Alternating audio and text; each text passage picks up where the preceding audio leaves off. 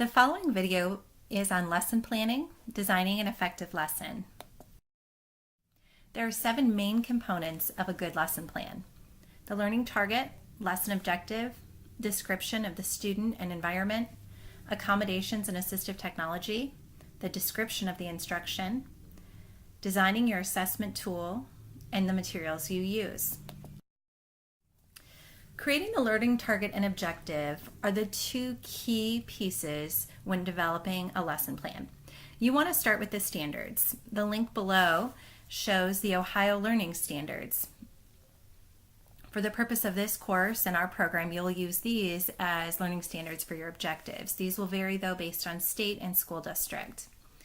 Once you find the Ohio standard that you are choosing to use, you will then develop an I-CAN learning target.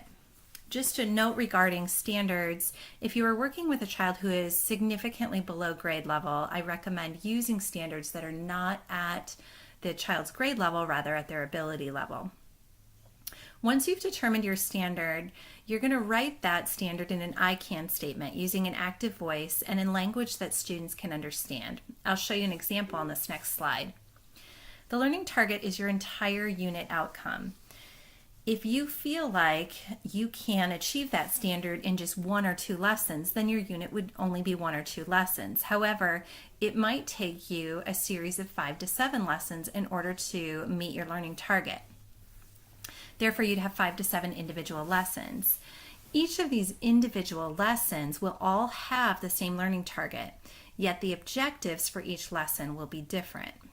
The objectives for each lesson will be measurable and have more succinct success criteria that will be measured by your assessment tool. So here's an example of creating a learning target and objective. If the Ohio Learning Standard for the Language Arts for kindergartner says that with prompting and support, they will identify characters, settings, and major events in a story, a learning target might be written: I can identify the character, setting, and major events in a story that is read to me. As you can see, this learning target is written in language that the student can easily understand and identify with. Once you've determined this learning target, you're going to want to ask yourself those questions. How many lessons do you think you will need in the unit to meet this learning target? And what type of objectives will you have for each lesson? There are 2 approaches to designing objectives within the unit. The first is the ladder method. This is when the objectives build on top of each other in order to reach the final learning target. For example, the learner will read sight words in isolation with 85% accuracy. That might be for the first lesson. The second lesson, the learner will read those sight words in isolation with a higher percent accuracy, in this case 90%. That next rung of the ladder, the learner will begin to read those sight words in text. So no longer are they reading them in isolation, but now they're reading them in text with 85% accuracy. And perhaps that final learning target is for those students to read those sight words within the text with 90% accuracy. So you can see here the accuracy is building on top of each other, as well as the skill level. So first they're reading them in isolation, and then they're reading them in context. The web method is more when the objectives are independent of each other, but all of these objectives need to be met in order for that middle learning target to be met. So for example, the kindergarten objective or standard that we talked about earlier says that the learner will be able to understand the setting, the characters, and the main events in the story. These are 3 unrelated themes that all are necessary for a student to meet in order for them to reach that middle learning target.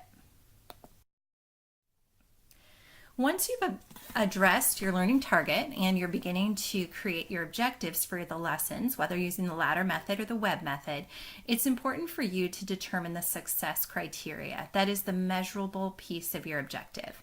The success criteria is not just some arbitrary number, which often we end up finding ourselves doing. We find ourselves writing one criteria for one student, and therefore we write the same criteria for another student, but really should be based on where the student is at based on their pretest data and overall learning goals.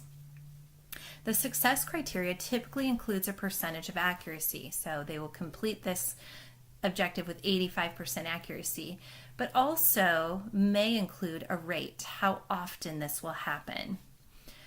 Sometimes a rate, however, can seem not appropriate for lesson objectives. They are still highly recommended to be used in IEP goals, but often within objectives, they might lack efficiency and feasibility. For example, if in one unit or if in one lesson the learner will count to 100 with 90% accuracy, and you include on 4 out of 5 trials, that means that within this lesson, the student needs to count to 105 times. If you're individually assessing this for each student that you're working with, this could be inefficient and not feasible within your time frame. A key piece when thinking about your learning target and objective is the designing of the assessment tool. The assessment tool for each lesson should clearly measure the student's objective using the criteria we discussed previously. You also need to think about that feasibility and the utility. How will you use this information to guide the next lesson or future learning with this student? You also want to address the alignment with the objective, what it's actually measuring and what you intend to measure, and the alignment with the learning target. Is this objective and the assessment tool that I'm using helping me to determine whether or not the student will meet the learning target?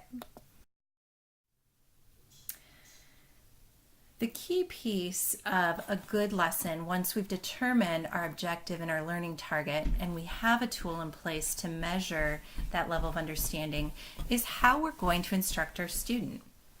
We know in special education, explicit teaching is highly effective, but we also need to consider that in specific content areas and settings, we may be using more of an inquiry approach to instruction. Whichever way you choose, you still need to consider good teaching practices for special education. There needs to be some element of explicit teaching in order for students to succeed. We also need to be sure that we're promoting higher level thinking and rigor among our students. This can be done through the form of questioning, working with peers, and helping students to develop and represent their thinking in multiple ways. The use of visual representations, concrete tools, and manipulatives are also highly effective practices for good teaching in special education. The use of peer learning, graphic organizers, heuristics, and mnemonics are also effective ways at promoting the generalization and retention of new information. It may also be important that we're thinking about behavioral and motivational support strategies for our students. Many good teaching resources can be found at interventioncentral.org. The lesson plan template that you will use for this course as well as throughout your coursework in our program can be found on the Canvas website. This template includes a few different sections. This first section is where you're going to put your learning target. You're going to talk about some of that pre-planning information. What does the environment that I'm teaching in look like? What are some specific accommodations that my students might need? What's some vocabulary that I need to pre-teach or think about including explicitly in my lesson? That will go in this first section here. The second section is really talking about your objective and your assessment tool. The reason these two are next to each other is because they need to align. Your assessment tool needs to be measuring your objective. Then we get into our good instruction, thinking about, are there areas that we need to review before we get started that could be critical prerequisite skills to what we're doing? For example, if we're reading sight words that have short vowel sounds, we might want to review those short vowel sounds in isolation before getting started. There is a box that says state the goal of the lesson. That's really just thinking about putting our learning objective in terms that the learner can clearly understand.